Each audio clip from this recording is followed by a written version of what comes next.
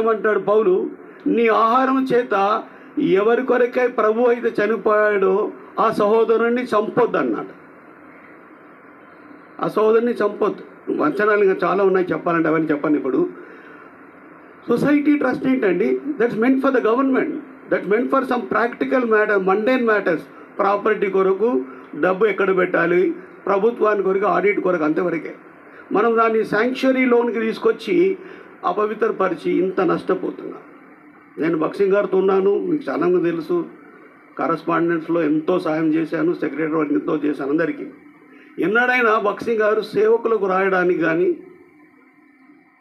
సంఘాలకు లెటర్ రాయడానికి కానీ సొసైటీ లెటర్ వాడలేదు. హెబ్రోన్ చర్చ్ లెటర్ హెడ్ మీదనే లెటర్ రాసేవాడు, లేకపోతే ఆయన పర్సనల్ లెటర్ హెడ్ మీద రాశాడు బక్సింగ్ అని.